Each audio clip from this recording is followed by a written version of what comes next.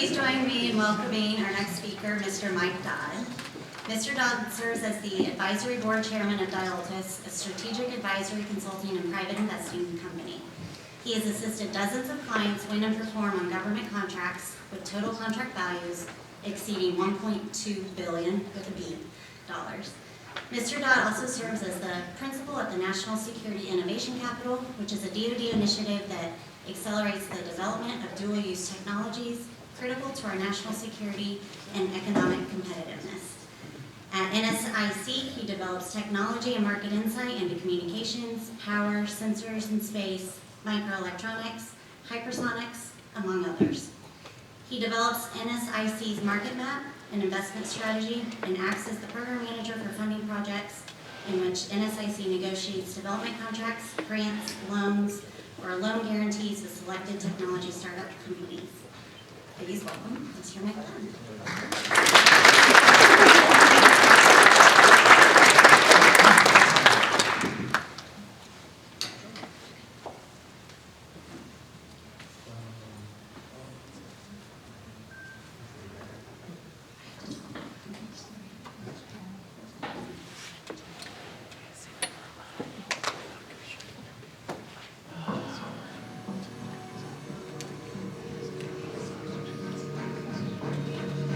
5 U.S. venture capital firms spent more than $1 billion over a period of decades investing in China. Look at the money pouring into Chinese hardware startups. U.S. investment into China, both from funds as well as corporations, has increased 1.5%.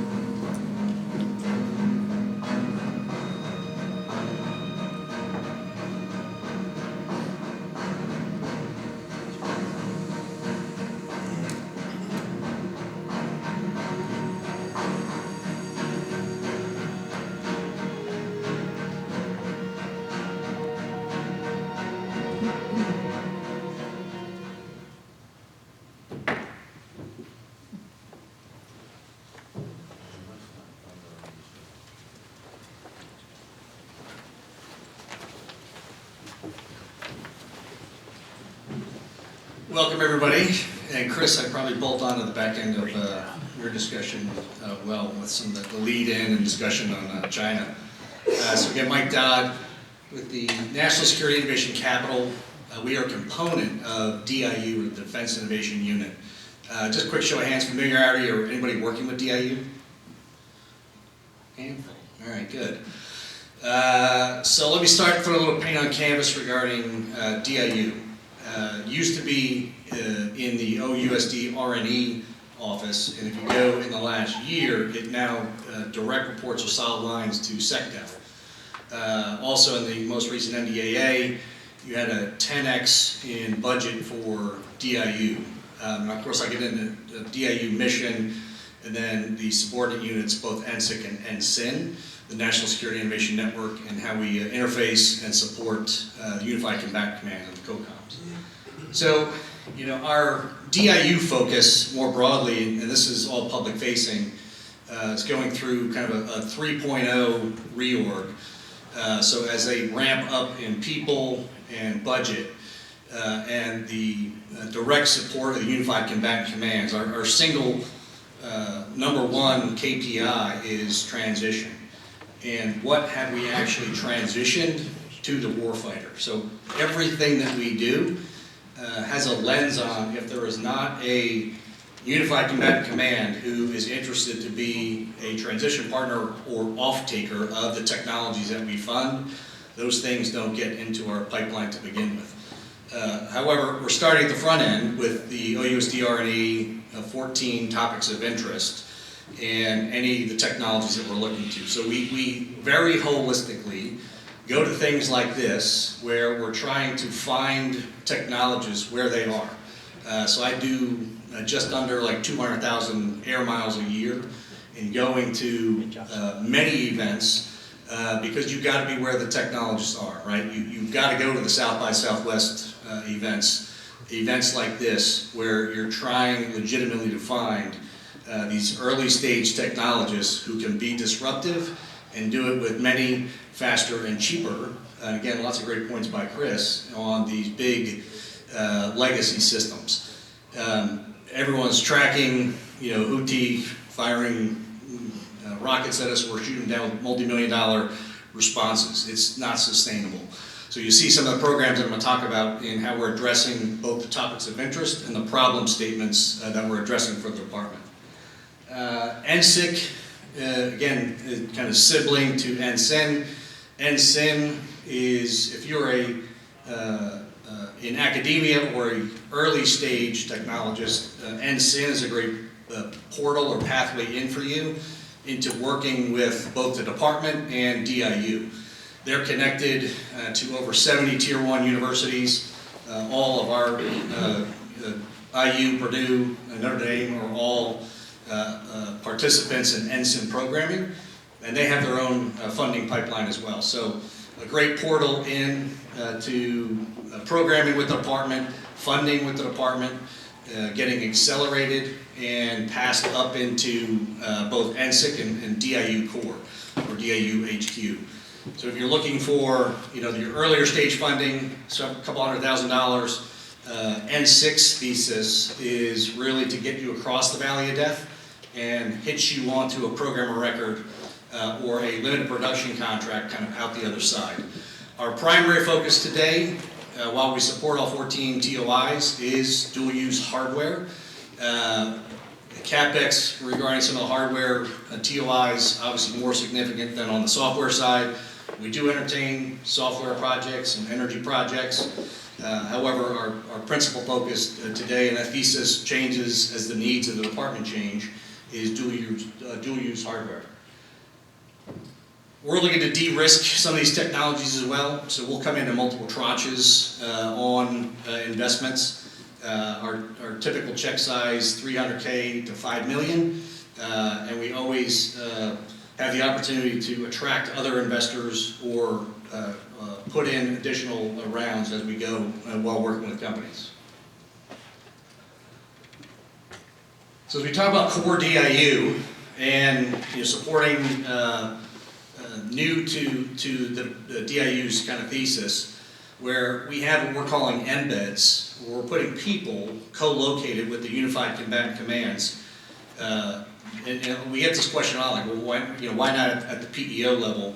The problem sets that we're working on are in real time, and the requirements that we're supporting, flash to bang sometimes, are under 90 days, where we'll see a topic of interest or a problem statement from one of the unified combatant commands. They'll engage DIU and core DIU to run that requirement, and we will from RFS to award can be in under 90 days. We're also attracting VC and private equity as well, and we also work really closely, if you've not seen the newly formed Office of Strategic Capital and the kind of portfolio of trusted PE and VC that they bring as well. And I think Chris kind of alluded to it kind of on the IP theft side, but what we've also recognized throughout the department is the pervasive adversarial capital that has found its way into the cap tables of a lot of our emerging technology companies. It is so massively problematic. As high as nearly 20% of the submissions that we see when we begin due diligence have some sort of tentacles to adversarial capital. That is immediate stop, no go further through our process. And unfortunately, you get a lot of early stage companies who go out and do their cap raise, and they're like, well, we got invested in by a fund out of Boston, but they don't know who's in their cap table, right? So when we peer into that, again, close to 20% of the fund or the companies that we look at have some sort of tentacles to adversarial capital. So de-risking the investments, giving these technologists access to trusted capital and trusted capital partners, critical to scaling any of these companies, right? So you've got to have certainly your quals, your past performance, that financial capacity to perform, right? We can't get you from prototype to limited production to a production contract if you don't have that financial capacity to perform.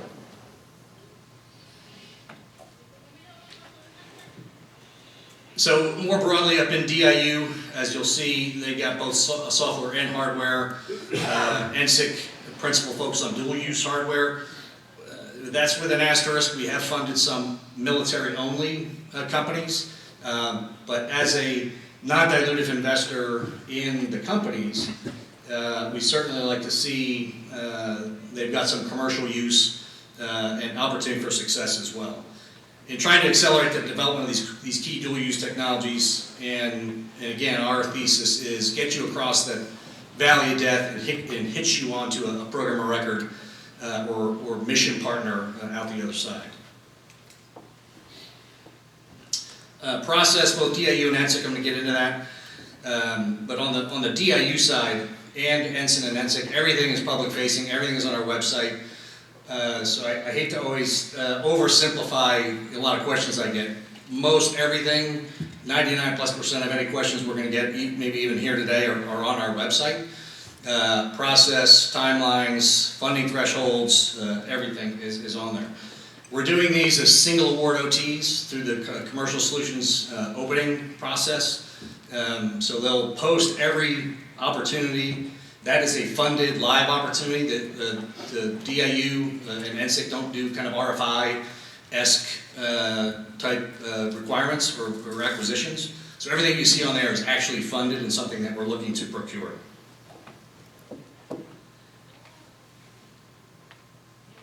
I already mentioned kind of next-gen hardware technologies. Kind of up across the spectrum too is oftentimes the mission partners that we work with don't know what they don't know or what they may need or what's out there. So again, a big part of our team's extensive roadshow is finding technologies where they are, understanding some of the capabilities that exist, and we kind of push-pull this, right? Where we certainly know the TOIs from our embeds and the problems that they're trying to solve, and we're always out, looking and scouring to try and find that. We're also pushing things upstream to the Unified Combat Commands as well, right? Where we find a pretty interesting or compelling technology, and I'll use one as a really cool example, where we just funded a company that is producing jet fuel out of carbon dioxide.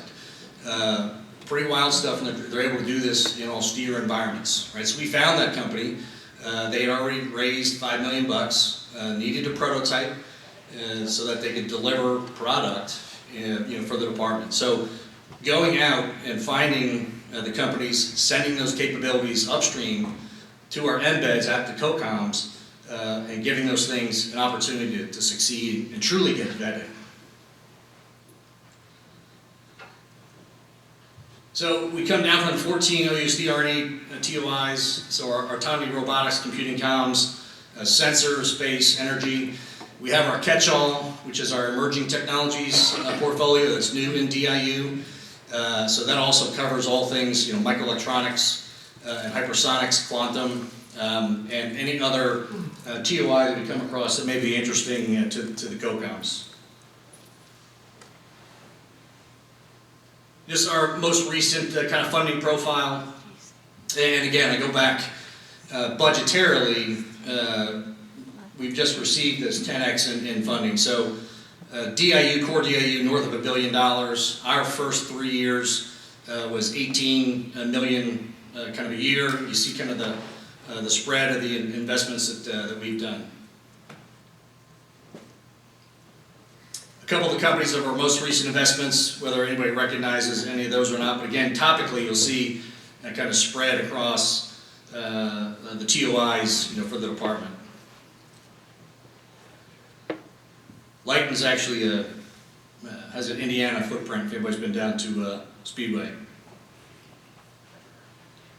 All right, process. It honestly is about as simple as it can get to do business inside the Department of Defense. We have a open submission portal website. It has all the requirements for your submission. It literally, if you just follow the instructions and provide that information, you will get a response on that submission inside of 30 days. You'll get a technical review, you'll get a competitive analysis of your submission, and a response. And that is one of the top 3 questions I get all the time is, what's the process and what's my probability of award once I go through? Most of our rejections, believe it or not, come in this first stage of review where you failed to follow simple instructions and did not provide us the information that we asked for on the front end of the portal, right? If you don't give us what your total addressable market is, what your use of funds are, or forecasted to be, and you omit those from your submission, you'll get rejected on the front end. So big emphasis on follow the instructions and submit into the portal. Once you come in, it'll go to you'll get an initial screening. You'll always get one of 3 answers. You'll get a hard no, you'll get a request for clarification, or you will advance. If you advance to a stage 1, that goes to one of the principals. I have 2 other colleagues who split the book, and you'll get a stage 1 review. Inside the stage 1 review, we're simply confirming or clarifying that all the information that we need to review is in there.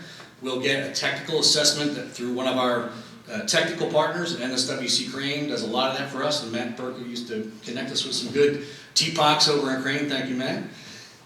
So we'll get a mission partner technical analysis of the submission and the technical approach that you've submitted. Once you go through stage 1 and you pass stage 1, again, hard no, request for clarification, and or you advance. If you advance to a stage 2, that is the company on a 2-hour pitch to myself, the other 2 principals, and our TPOC PhD colleague. You go through the stage 2, and this process timeline, again, is typically all inside 30 to 45 days of your submission. Stage 2, if you pass, you will go to a funding committee and recommendation for award. All of that would be negotiated, so if we pass you to stage 2, we'll negotiate with the company and we'll drill into all those things, use of funds, project milestones, and mutually agree before we submit for a funding committee. So you don't go through a stage 2, we submit, you get an award that you're not interested in to accept. We mutually negotiate what the scope, the performance milestones, and the use of funds will be kind of out the other end. And flash to bang on that is typically under 30 days. Now the big asterisk I have on all this is depending on how complex your operating agreement, shareholder agreement, and your cap table is. If you have foreign nationals and potentially any ties to adversarial capital, certainly that due diligence can take significantly longer.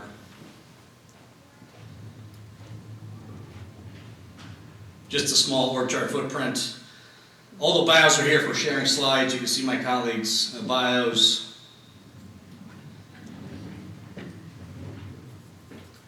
And again, I think some of the previous speakers had mentioned just the vast underfunding that currently the United States is doing in comparison to China and these key critical technology areas. All right, so we, not just principally, we only use single award OTAs. And through the room, everyone got familiarity now with OTAs and the other transaction agreements. Good. We've seen a huge surge in use and familiarity in the last 5 years. So as we receive a submission and make an award, again, negotiated with the performer, we put you on a single award OTA using the statute. The great news about that is a couple things. 1, you've now got a contract with the department. 2, it can receive follow-on funding. 3, to the extent you have interest from another mission partner, that contract vehicle could be utilized to take funds from that mission partner, obligated on your contract through DIU, and get it to you as a performer. So one of the things they mentioned in kind of my role is I also program manage the investments that we make. So that one fuel company I mentioned, a big part of my activity and engagement as well is shepherding them through the rest of the department, trying to get the COCOMs or Unified Combat Commands to be an off-taker of the product or service from this company and get their money onto contract to continue to accelerate and get them into limited production or onto a production contract. But with your single award contract vehicle, very utilitarian in bringing on more money and attracting other mission partner dollars to your contract. And more broadly, again, the scope of the room, that could be the single biggest barrier to entry that you face is what's your contract vehicle. I love what you do, but how do I get money to you? high-class problem you solve when you're on a single award OT. All right, also a kind of top 5 questions, what don't we fund or what we're not looking for? I have all of these here, but with an asterisk. As we find compelling technologies that may be in these categories, we'll certainly consider them. But many of these are either highly saturated and or of lower priority interest to the department. Again, however, I put an asterisk on all these as we're finding technologies and always looking to kind of get them upstream to the Unified Combatant Commands. All right, so the evaluation criteria is here, again, all covered on our website, CAO, in our process. These are, the questions in your submission that you must address. And you've got to do all this in 20 slides or less. So this also doesn't turn into some 100-page marketing-esque type process for you to come in and submit. It's a very tight shot group to get in the door, get a technical analysis of your company and approach, and your business case. Some of the portfolio here to date. And again, everything on our website. So I did want to try and leave time for any Q&A. I don't know, the full portfolio of speakers today, I don't know if I'm the only one that actually comes with money, trying to find technologists. But yeah, definitely want to make sure we left time for Q&A. And I'm happy to stick around afterward and meet with folks as well.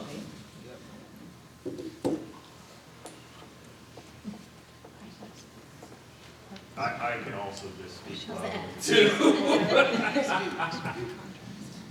So I think what's really cool here and interesting is it looks like y'all are focusing on the COCOMs. And I think it's pretty logical to say that COCOMs are really the core customer of any warfighting system or weapon system. Because you are so attached to the COCOMs and meeting their needs and requirements, do you see future growth in the NSIC and associated areas in terms of budget and a shrinkage then from more traditional acquisitions verticals, which I think one can argue is not, at least in a de facto sense, supporting the COCOM as directly and strongly? Great point and question, and I'll emphasize 2 things. One, another very interesting and powerful thing about DIU as an organization, they also have statutory authority to sweep funds from services, and they're doing it. Some of the programs affected are even here, locally. So to the extent that you're problem solving, for the Unified Combatant Commands, absolutely. However, like my mission partner profile is SOCOM, INDOPACOM, US RPAC, TSOC, SAGU, and UCOM. I got a big book. So I'm down at SOCOM a lot, inside 6 different PEOs down there, doing the same thing, but we just want to have this lens that if you're going through the PEOs at SOCOM, Special Reconnaissance, that they're supporting an activity that's going to go upstream, right? Go back to our number 1 KPI. What is going to transition to the warfighter? The first $350 million that DIU put on the street was in a process called Replicator. If you've seen anything about it, you got the second tranche of that about to happen. The first thing it addressed was UAS and counter-UAS solution sets. So first out the door was offensive. Next coming in is going to be counter-UAS solutions. So we do have a big lens and support, and our embeds are all at Unified Combatant Commands, but we interface and liaise and work and collaborate with the PEOs and mission partners like NSWC Crane, warfare centers, anybody who actually has an interest in either working with us, collaborating, or wants us to execute programmatic dollars for them, we certainly do that. But great question. Any other questions?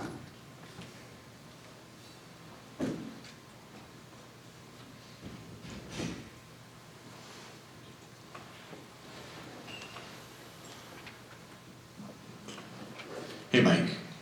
So it looks like I think I've got a pretty good understanding of what it is that you're trying to get done. Are you focused primarily on, you know, a special group of people, large, small business, you know, or is there a non-focus that's more focused on what can get done as opposed to the size or type of business? It's both of those things in parallel. So it's absolutely primarily around the capability, the new capability that we would like to bring to bear. But if you get into the statute, the large primes are some of our also best friends, because when you put them in the mix, and the statute calls for this, and I'm paraphrasing, but if it otherwise were not for the performance of the non-traditional performer, the project would fail, puts primes in on these projects together with these small or smaller non-traditionals. And for anyone vernacular-wise, a non-traditional defense contractor simply means you're not required to do CAS accounting, or most of your revenue does not come from the department. So we have a huge emphasis on finding non-traditional performers, and through our process where you have large primes, that we can encourage teaming where it makes sense, because our large primes, and Mantech and GD&T are both fantastic examples of that, where we may be bringing a new or compelling technology that they have a core competency in, but they don't have that exact capability, but they can help that company scale. They can provide a lot of support service and financial capacity form and other additional contract vehicles. So we love to encourage teaming across the spectrum, but we do have a very heavy focus on finding non-traditional performers in the space to begin with. Thank you. Yeah.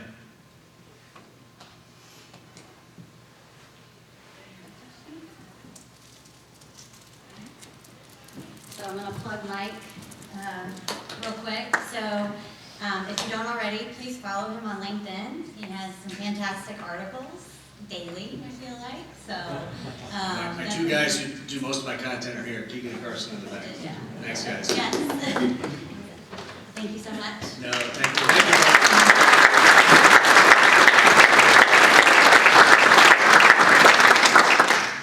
Okay, we're going to take another short break for about 30 minutes. So again, visit our sponsors, get your uniforms, and your Purdue swag, and your agility consulting swag, Macologic swag. We'll be back at 3. Sure.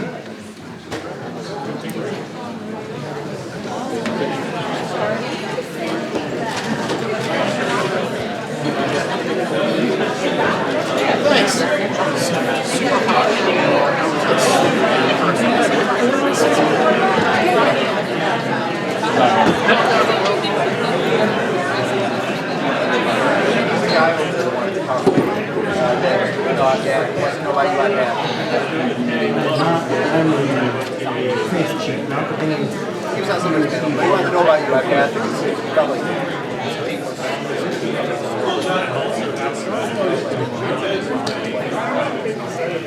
so you want to know your experience.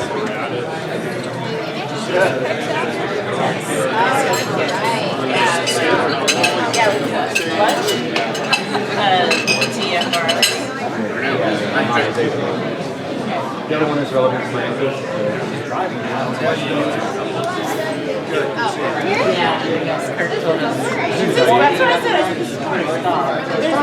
Pick a spot. I'm just getting on it. We're not taking it. Sure, they went up there before other people.